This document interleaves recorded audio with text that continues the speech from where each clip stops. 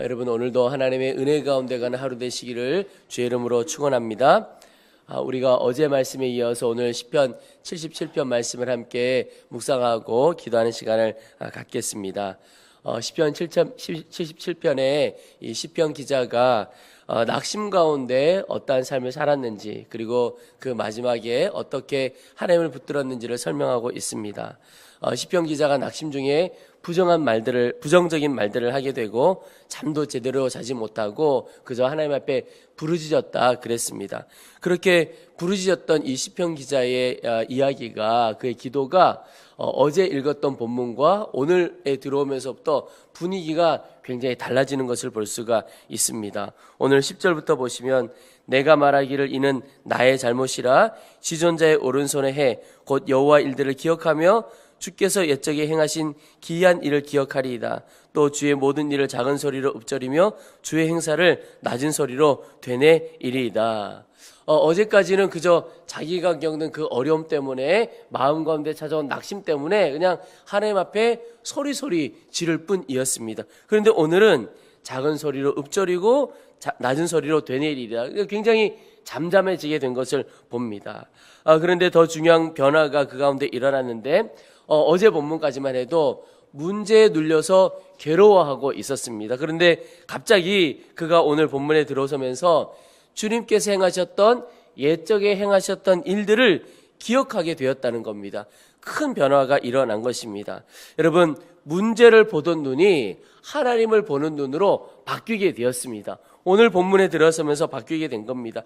13절부터도 보면 그의 눈이 바뀌게 된 것을 볼 수가 있는데, 하나님이여 주의 도는 극히 거룩하시오니 하나님과 같이 위대하신 신이 누구오니까. 주는 기이한 일을 행하신 하나님이시라. 민족들 중에 주의 능력을 알리시고 주의 팔과 주의 백성 곧 야곱과 요셉의 자손을 속량하셨나이다. 이게 시선의 변화가 엄청나게 일어납니다. 여러분, 상황의 변화는 일어나지 않았다 할지라도 오늘 이 시편 기자 안에 일어난 변화, 시선의 변화가 일어났습니다. 사실 상황의 변화보다도 이 시선의 변화가 더 중요하고 엄청난 변화라고 할 수가 있습니다. 근데 오늘 말씀에 보면 이 시편 기자가 기억했던 일이 무엇이라고 하느냐? 그것은 바로 하나님께서 홍해를 가르시고 이스라엘 백성을 홍해를 건너게 하신 일입니다. 그러니까 애굽에서 그들을 건져내셨던 일을 기억하게 되었다라고 하는 겁니다. 이스라엘 백성들이 홍해를 건넌 사건이 어떤 사건입니까? 이제 이스라엘 백성들이 하나님의 말씀을 따라 애굽에서 나오게 됩니다. 노예 생활로 괴로워하던 애굽에서 나와왔습니다. 애굽에서는 나와왔지만 이제 가나안으로 들어가는데 홍해를 건너야 하게 될 때가 되었습니다. 홍해 앞에 딱 서게 됐는데, 문제는 홍해 앞에 다다랐을 때에 앞뒤가 다 막히는 일이 벌어졌습니다. 앞에는 홍해, 바다가 가로막혀 있었고, 뒤에는 이제 이 이스라엘 백성들을 쫓아온 애굽 군사들이 가득해 있었습니다. 그러니까 이스라엘 백성들에게는 앞으로도 뒤로도 갈 수 없는 아주 가로막힌 지경이 되었습니다. 바로 길이 없는 그런 지경에 이르렀지요. 그것 때문에 이스라엘 백성들 안에도 낙심이 일어나고 원망이 일어났습니다. 그래서 그때 이스라엘 백성들이 그들의 지도자였던 모세를 향해서 애굽에 매장지가 없어서 당신이 우리를 이끌어내어 이 광야에서 죽게 하느냐, 이렇게 모세를 향하여 막 원망의 이야기를 합니다. 근데 사실은 모세를 향하여 원망한 것이 아니고 하나님을 향하여 원망했던 것이죠. 그런데 이것을 보면, 문제만을 바라보면 우리 입술에 부정적인 말 나오기 쉽고 원망의 말 나오기가 쉽습니다. 근데 여러분, 이스라엘 백성들하고 모세하고 얼마나 달랐느냐? 그때 모세가 이스라엘 백성들에게 이렇게 이야기를 합니다. 너희는 두려워하지 말고 가만히 서서 여호와께서 오늘 너희를 위하여 행하시는 구원을 보라. 여호와께서 너희를 위해 싸우시리니 너희는 가만히 있을지어다. 너무나 모세의 말이 다르죠. 여러분, 이스라엘 백성들과 모세는요, 똑같은 시간에 있었고 똑같은 장소에 있었고 똑같은 문제, 똑같은 어려움 앞에 있었습니다. 그런데 문제만을 바라보는 사람들이었던 이스라엘 백성과 하나님을 바라보던 이 모세의 말이 너무나도 달랐습니다. 이스라엘 백성들은 원망과 부정적인 말이었지만 모세는 주님이 행하시는 것을 봐라. 주님께서 너희를 대신하여 싸우실 것이다. 참 믿음의 말을 하고 있는 것을 봅니다. 그런데 여러분, 모세는 하나님께서 홍해를 가르실 것까지는 알지 못했을 것 같습니다. 그 말은 하나님께서 어떻게 이스라엘 백성들을 출애굽하게 하시고 홍해를 건너서 가나안으로 들어가게 하실지는 그 하나님의 방법은 몰랐을 것 같습니다. 그런데 모세 안에 있었던 분명한 믿음 하나는 하나님이 어떤 방법으로 이 민족을 이끌어 가실지에 대해서는 내가 알지 못하지만, 그러나 반드시 하나님께서 우리 이 민족을 이끌어서 출애굽하고 가나안 땅으로 들어가게 하실 것이다. 이 출애굽의 모든 여정은 주님께서 책임져 주실 것이다. 그것 하나는 분명히 믿었습니다.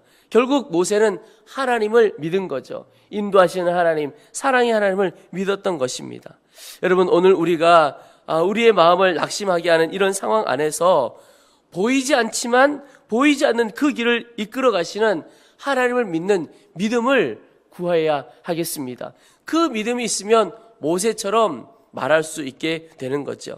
여러분, 하나님의 인도하심은 늘 안갯길처럼 저희들을 이끌어 가시는 것을 볼 수가 있습니다. 이스라엘 백성들에게도 하나님께서 걱정하지 마라, 홍해 가르고 그 길 건너가게 될 것이라고 미리 다 알려주시고 그 길을, 가나안으로 들어가는 길을 완전히 다 보여주셨다면 이스라엘 백성들이 이렇게 원망의 말 하지 않았을 것 같습니다. 그런데 하나님께서 홍해 앞에 서게 하시고, 그리고는 홍해를 또 갈라주시고 그것 건너가게 하시고, 또 홍해 건너가서는 또 요단강도 건너가야 하죠. 그러니까 보면 하나님께서 마지막까지의 길을 한 번에 다 보여주시면 얼마나 좋겠습니까?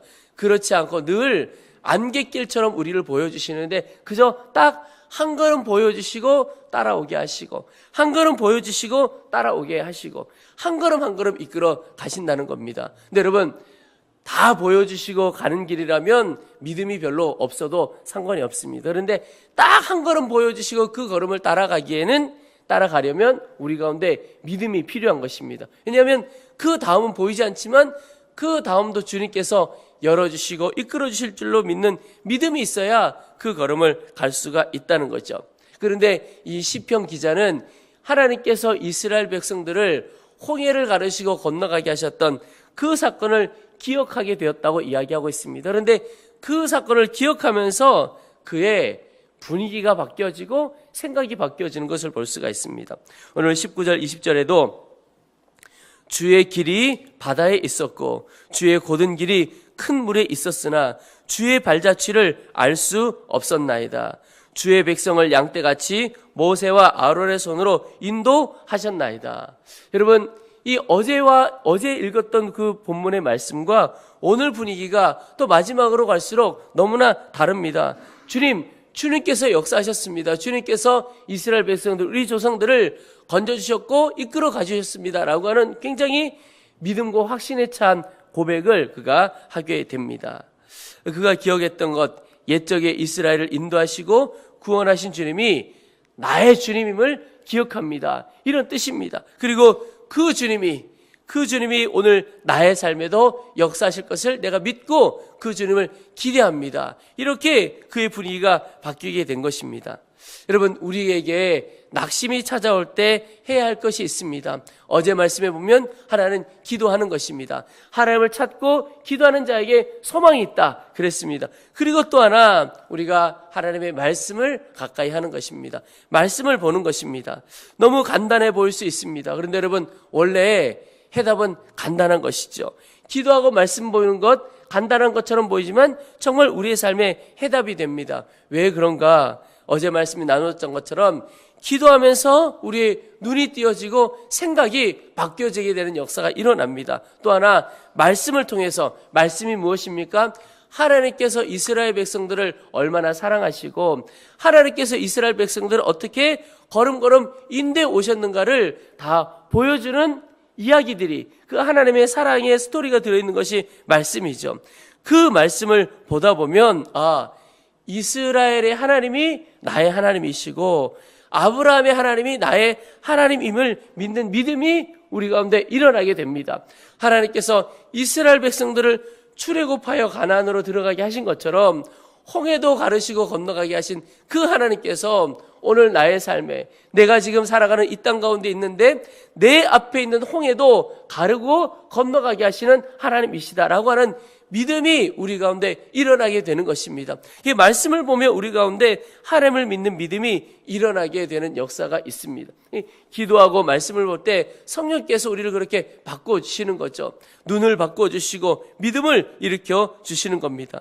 그래서 여러분, 오늘 우리가 어떠한 삶을 살아갈 때 어려움이 오고 또 그 어려움 때문에 혹 낙심이 우리 가운데 찾아온다면 기억할 것, 하나님께서 반드시 우리를 그 낙심에서 건져주실 것입니다. 근데 주님의 손을 붙들면 주님께서 건져주시는 겁니다. 그리고 오직 주님을 바라보고 주님의 행하심을 바라보며 기도하면 되는 것입니다. 주님을 기대하며 말씀을 읽어보시기 바랍니다.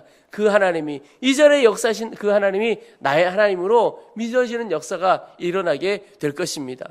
말씀뿐만이 아니지요. 우리가 영성일기를 적고 이전에 과거에 행하였던 하나님의 은혜에 대해서 간증도 하고 나누는 것은 그 하나님이, 그 옛적에 역사하셨던 하나님이 지금 오늘도 내 삶에서 나의 하나님이 되어주셔서 역사하신다는 믿음을 일으켜내기 위함입니다. 그렇게 믿음이 일어난다는 것입니다. 여러분, 우리가 주의 말씀을 바라보고 주의 말씀을 읽고 주 앞에 기도하며 나갈 때 하나님께서 오늘 우리에게 낙심을 이기는 믿음을 분명히 우리 가운데 부어주실 것입니다. 그 믿음이 우리 가운데 있다면 우리 앞에 있는 어떤 어려움도 능히 주님과 함께 다 이겨갈 수 있게 될 것입니다. 또 한번 우리가 홍해를 건너는 것과 같은 놀라운 간증이 오늘 우리 모든 성도들의 삶에 가득 일어나게 되기를 주의 이름으로 축원합니다. 우리 이제 말씀을 붙들고 기도하겠습니다. 하나님, 먼저는 우리의 시선을 바꾸어 주옵소서. 하나님, 문제를 바라보지 않고 문제보다 더 크고 그것에 해답이 되시는 오직 주님을 바라보는 눈으로 우리의 시선을 바꾸어 주시옵소서 기도하겠습니다. 또 하나, 하나님, 이전에 홍해를 가르시고 건너가게 하신 그 하나님께서 오늘도 나의 삶에 오늘의 홍해를 가르시고 건너가게 하실 것을 믿는 믿음을 우리 가운데 부어주옵소서. 낙심을 이기는 믿음을 부어주셔서 오늘도 능히 이기고 승리하는 삶을 살도록, 그래서 주와 함께하는 간증이 놀랍게 넘쳐나는 귀한 삶을 살도록 도와주옵소서. 우리의 주의 이름을 한번 부르고 간절한 마음으로 합심하여 함께 말씀을 붙들고 기도하겠습니다.